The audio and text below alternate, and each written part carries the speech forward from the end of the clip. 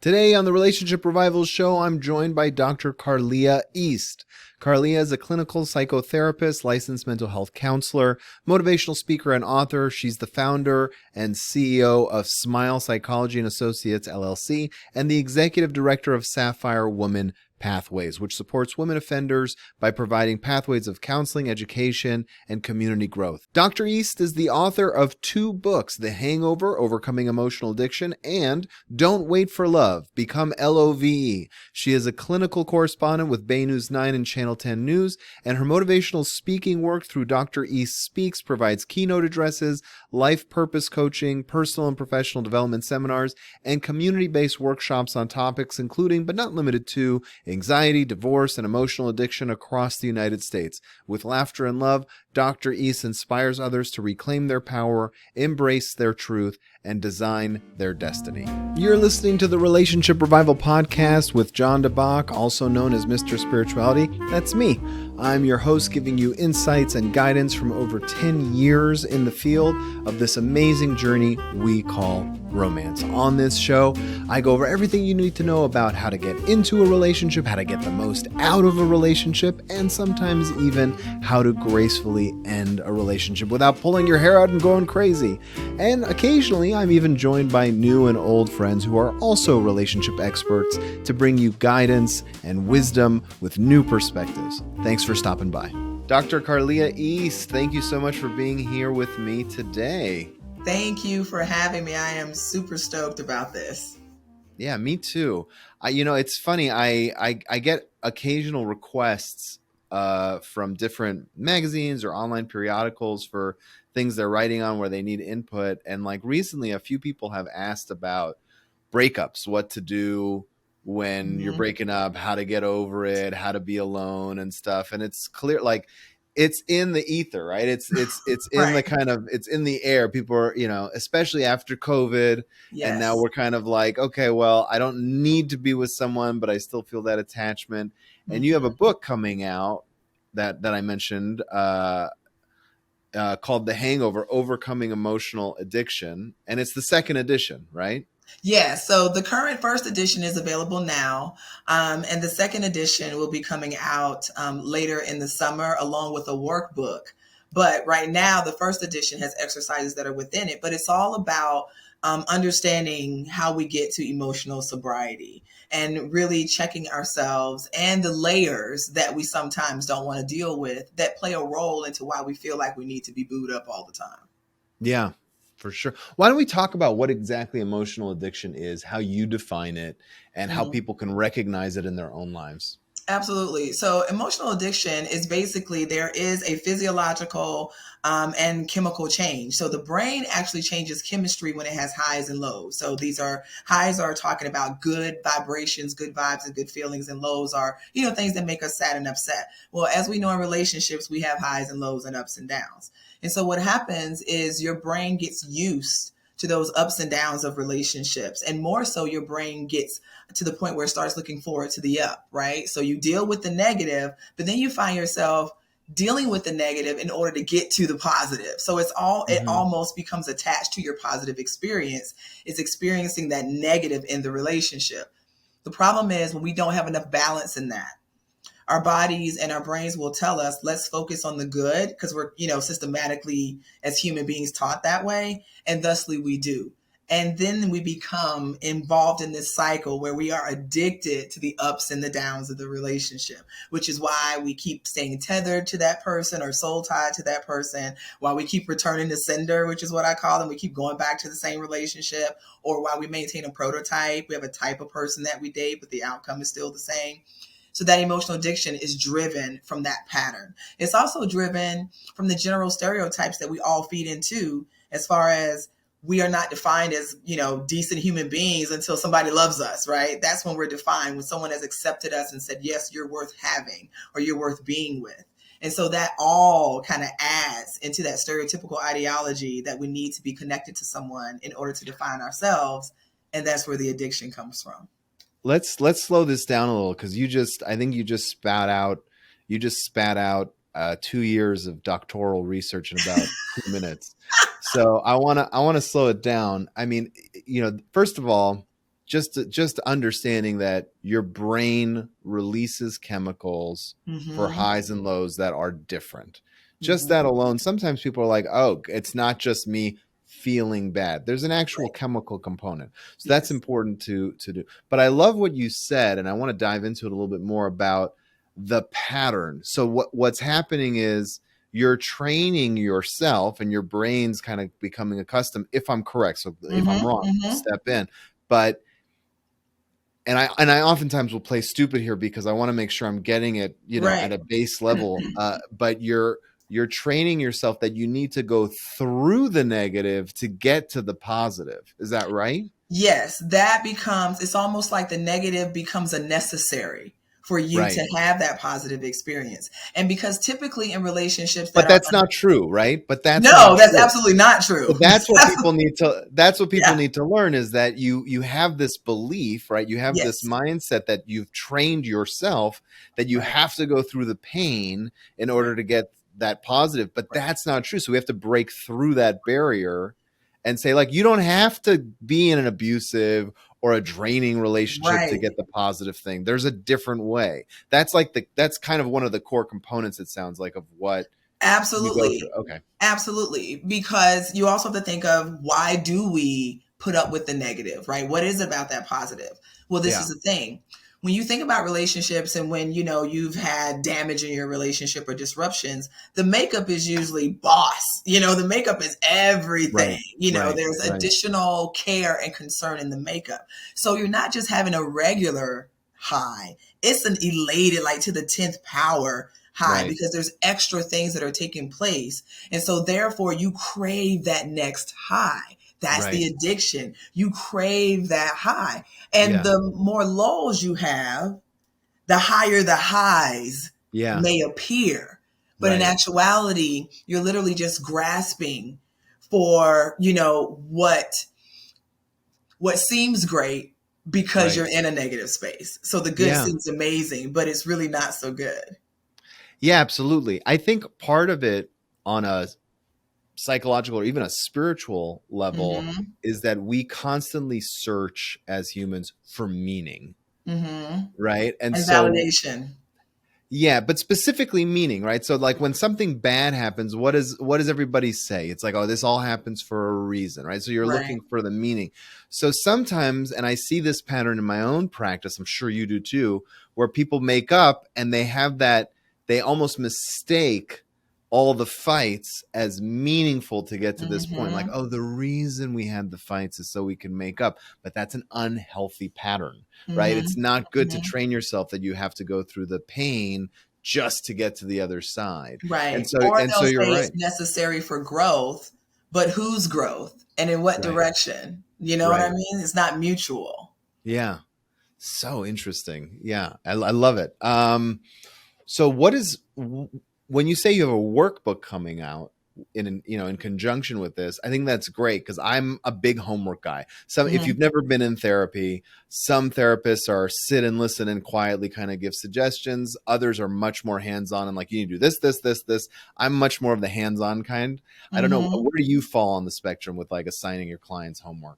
I'm in the middle. I'm super eclectic in my approach because I try to Yeah. match the energy of every client in front of me. So, I always give them tools and Yes. strategies and things to practice. It may not always be in a worksheet, it might just Sure. be a seed that I plant, but there's Sure. always exercises, yes, that are put into experience. Definitely, because you want to give them the practice, have to practice what you're preaching in order for it to take hold. Yeah, the kind of message I tell people is you can learn it cognitively, you can learn it in your head, but the journey from the head to the heart, where you actually embody the lesson, is one of the hardest paths to take that a human could ever take, Mm-hmm. right? Mm-hmm. So I think that's part of the impetus of the workbook. Am I right? Is putting it into practice, learning how to kind of do these exercises, and really embodying the lessons that you teach in the actual book. Right, because I think that there's first level discovery when we read something, because we are Hmm. still reading from a jaded perspective. I've had people tell me that they take my book and throw it across the room, like, who is she talking to? She looking for me. And I'm like, good, I want you to throw it across the room. That Yeah. means that you actually hear me speaking to you And that's important for me to be able to speak directly to someone through a book, right? But Yeah. then there's also, like you said, practicality and for them being able to make their own self discoveries. My job is just to point out things in the book, right? To help you identify. But I think that that leaves the person wanting, because it's then, okay, I understand what it is. I understand what the complaint is, but I don't have a plan. And Yeah. so for me, the next logical step was to have a workbook, because I tell, my clients and students all the time, you can complain all day, but have a plan. Right. You know what I mean? Just have a plan Right. in place. And so the workbook is that plan where you get to dive more deeply into the work. And now you're dissecting and, looking at your responses and being able to see your words in your print and go back and be like, shoot, that is the way I was thinking. Or, Yeah. dang, that did trigger something in me there. And I tell people all the time when they ask me, what's a book that you would recommend for someone to read? And I'm like, a journal. And I Yeah. remember, this guy was like, what, a journal? I'm like, that's the best story. Yeah. It's your story. And who's Yeah. going to check you better than you when you go back and look at where you've come or where you haven't, gotten to? And people are so, I was telling people to keep journals. I'll be very candid here, before I ever kept a journal. And I was like, everybody knows you should keep a journal. And I was like, I'm fine. I don't need to keep a journal. And what kind of kicked me in the butt, and I this is more about you, but I mean, I'm such a big fan of this that I have to share. No, absolutely. I have gout, and like one of the doctors told me, hey, when you have a gout attack, why don't you just keep a little journal, just the dates, and you'll see like how often it was. And I was like, yeah, because I'm one of those guys, I'm, natural man, scared of the doctor. Like, I don't want to go there. I feel like I was fine before I went to the doctor. Now I have the diagnosis. It's horrible. Right. But as I kept the tabs of when it happened, then I started realizing, oh, these are a lot more frequent than I realized. And then I was like, okay, well, so it changed the way I approached my physical health. And I was like, well, emotionally, this is going to have an amazing effect too, because when you keep a journal, you're either realizing that in your head you're compressing time, especially in times of trauma, or you're extending it to kind of like let people get away or let yourself get away with things.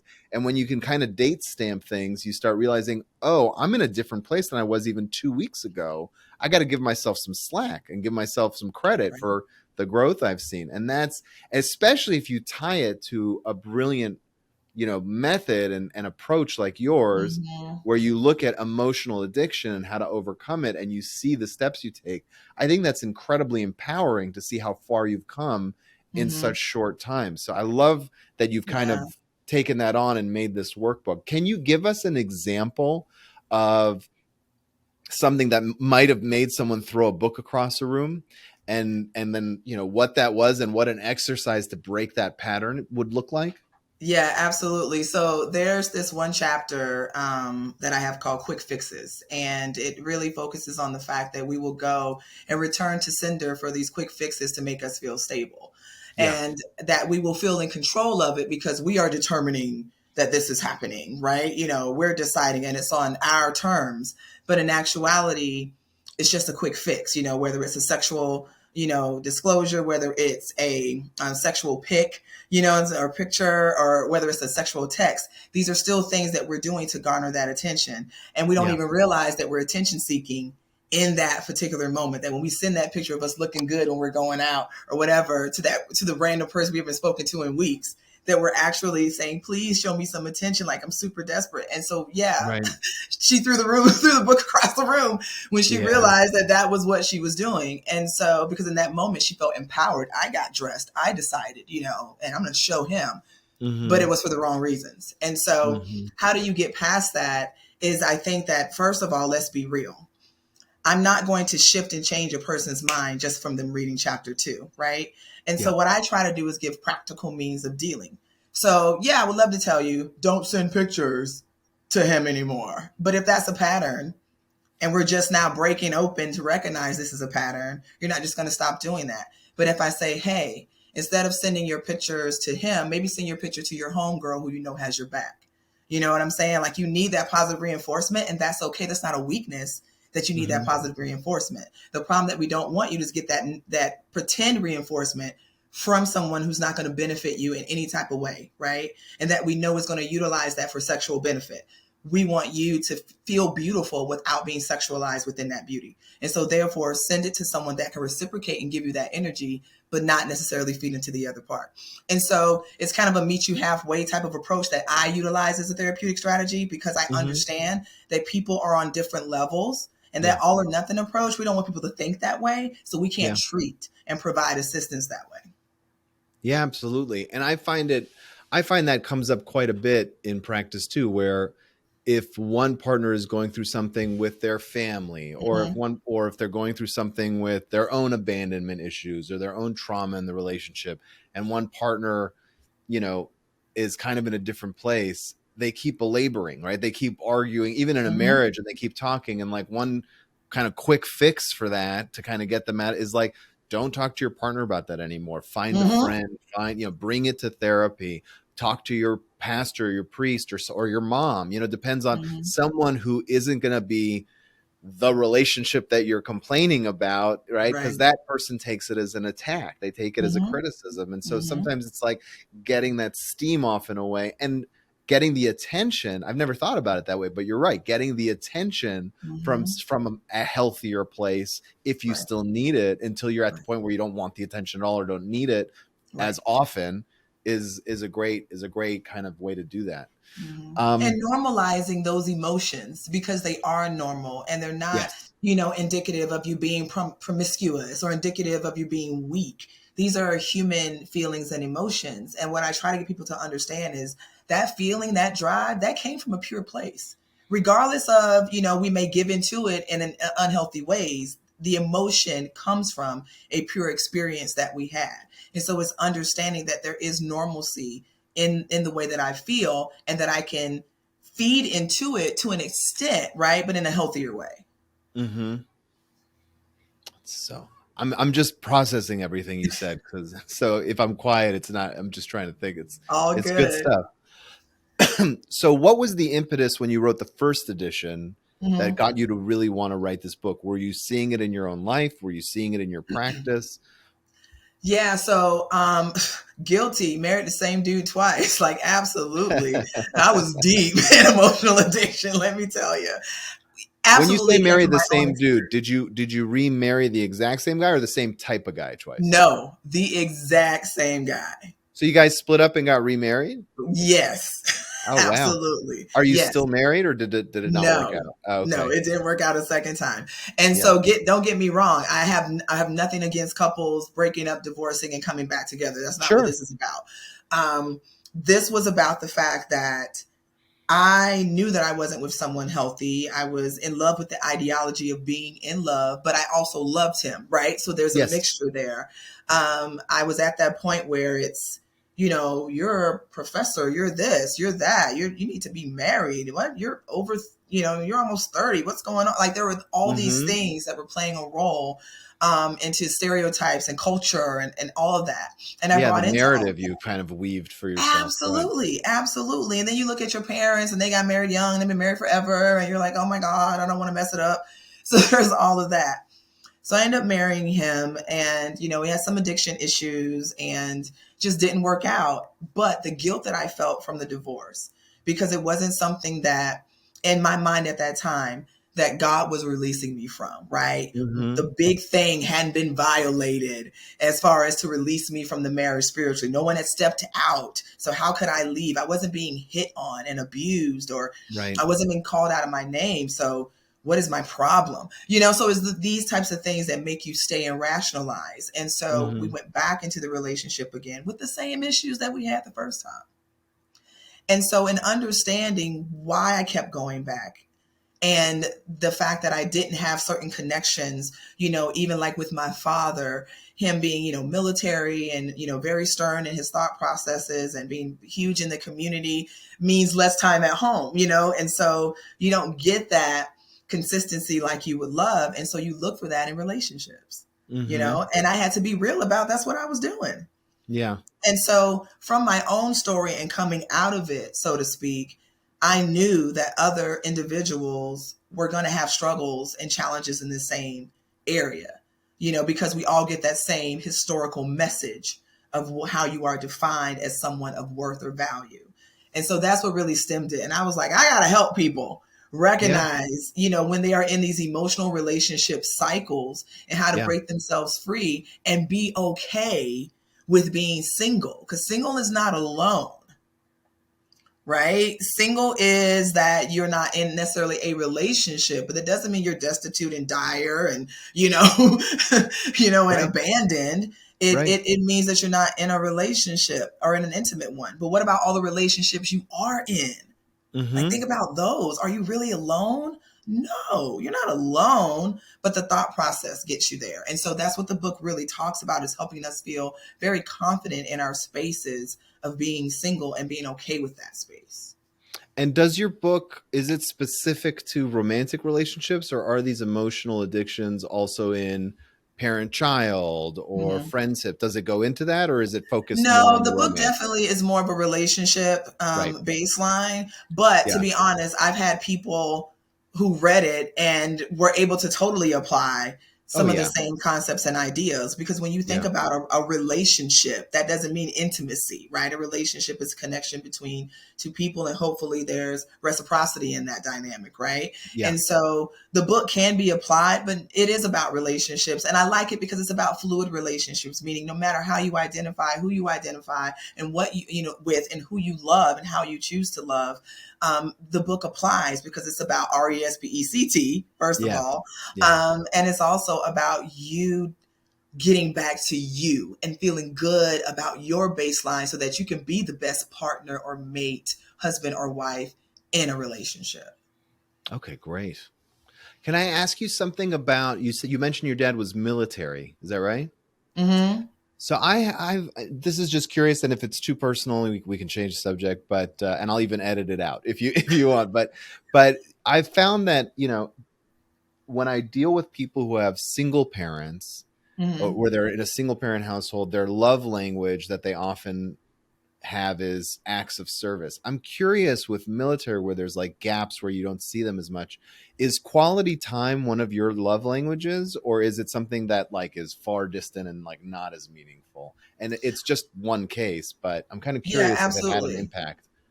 No, quality time is a huge love language for me. And I think for me, it wasn't that my father wasn't there physically. It Oh, was okay. there, he wasn't there verbally and emotionally, right? And I Oh, okay. think that's the Gotcha. paradigm that many of us face and don't even realize that that's playing a role in why we sometimes search for that connections in other places. Because a person can be sitting right in the room with you and not Yeah. be there, Yeah. right? And so that was more of my experience. But to answer your question, yes. I mean, but I think that just stems from my soul Yeah. of No, no. If yeah, no, that's who I totally, am. yeah. If he wasn't present, then it has no really. I was Yeah. trying to get a correlation, but you're right. That's just who you are innately. I mean, it's yeah. That's, I'm fumbling now, but I totally No, get but it. I have seen it on the other side. Like, let's be real. Like, we've definitely seen that lack of presence there where we try to compensate for that, through Hmm. our connections with people. And those connections with people do become obsessive because we did not get it so much, when we were Yeah. younger. So we crave it to a certain unhealthy extent till we put ourselves in positions of giving up who we are, or allowing ourselves to be mishandled or abused. Abuse Right. is not just physical punches to the eye and grabs on the arm. No, of course Abuse not. is Emotional, spiritual, it's financial, financial, it's spiritual. sexual. Yeah. Absolutely. And so, yes, on that other side, absolutely, there's a correlation between those two. And I do see that happening all the time. It's interesting you brought up like a father figure who's not emotionally or verbally there. And Mhm. it's funny when I get clients who are younger, who are American, who grew up in a pretty kind of milquetoast culture, because the fathers lately have the, like, I call this generation the I love you generation. So it's a whole new different set of issues. Mhm. But Mhm. especially when I'm talking to different cultures, like my dad's Israeli, I have a lot of Hispanic clients or African American, and like it's, I feel like in my own culture it's like one generation behind, where like the men are Mhm. still men who are quiet and stoic, not always, but it's like it has a different Mhm. impact on the people I see when they come in. It's like, well, some people say, well, my father never said I love you in 20 Yeah. years. So it's so interesting, and it's got its benefits and drawbacks, because those I love you guys are coddled, and they feel like and Right. now they're oversensitive. So it's like finding that weird balance. Yeah. How do you, find that?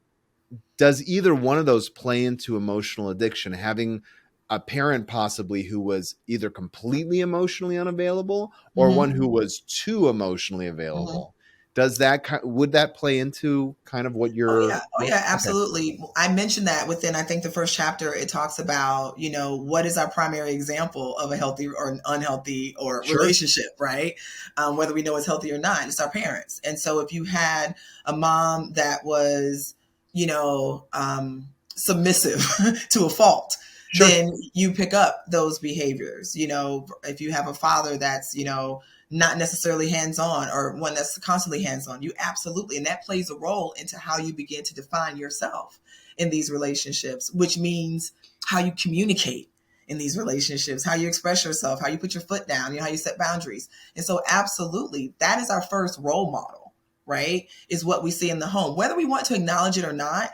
Even if it's because we're fighting not to be that, that is yeah, still your first role model. Even if it's like a really piss poor example, and that's what got you going into this direction, you got to recognize you're going in this direction because of this baseline.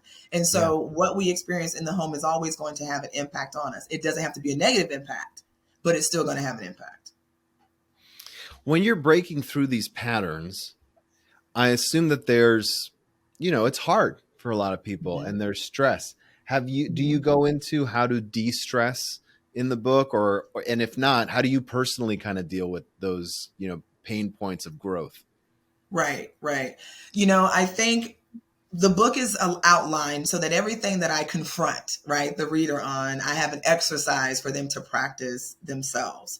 And one of the exercise that I really focus on, because the book makes you look at yourself, and let's be real, that can be difficult, to really just kind of peel back the layers, take off our masks that we put on sometimes, and really be transparent in the truth, right?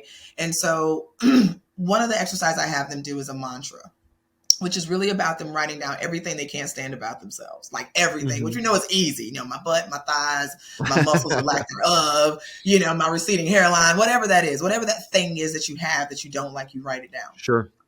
And then you flip it. Why do you have this? Like, why do I have these stretch marks? Because I brought life into the world, because, I lost weight, or because I gained weight hustling and working and I had to sacrifice certain things. Again, there's a reason why we're here, right? And Hmm. so what society has taught us is to take those things that make us feel bad, be stressed about them, get anxiety about them, and then hide ourselves and cover up with all these items, clothing, food, people, sex, whatever. And so I get to try to paint the picture of them recognizing, okay, these are all these negatives that I've kind of put in here. But why do I have these negatives? And then now that I recognize why I have them, is it negative or is it a testimony? You know what I mean? Is it a story Hmm. of my resilience? Is it a story of my survival? Is it my thriving that has me, doing it this way? And so that reframing exercise, just of that, helps to relieve a lot of the anxiety about people just being accepting of where they are and who they are, and knowing that the war wounds that we carry, you know what I mean, are because Hmm. we went through and came out and are still here. And we have to look at those with pride instead of shame. I think that's a great exercise, and I love that you call it a mantra, even though you're compounding this crazy list. The essence of it is you, and you kind of become your own mantra. You're like, your Yeah. journey becomes your mantra. That's beautiful. Dr. Carleah East, thank you so much for being here. You can find Dr. Carleah online at smilepsychology.com. Yeah. And her book, the first edition, has been out. And do you want to kind of tell people how they can what's the easiest way to get their own Yes. copy? Absolutely. Just go to smilepsychology.com and click on Dr. E Speaks, and there you'll find my book, and you can order it straight from there, and I will sign it and give it to you. It's not available on Amazon because now that we're transitioning, to a second edition. And so we have a limited amount left. And so I encourage people to go ahead and hop on it. But it is such a great opportunity to be on your show. I thank you so, so much. And I hope that these words have been inspiring and encouraging for us to just continue to be super freaking proud, of who we are and start giving ourselves more compassion than we normally do. If you're interested in learning how to get the absolute most out of your romantic relationships, then you're in luck, because I have put together a free workshop or masterclass, if you will, about 3 secrets that people in happy relationships have discovered. You can view the workshop at mrspirituality.com/3 secrets. Again, it's completely free. Just go there and watch it. It'll help you on your journey, give you some wisdom, some things to think about. The website again is mrspirituality.com/3 secrets. That's mrspirituality.com/3, the word secrets. It's all yours. Enjoy.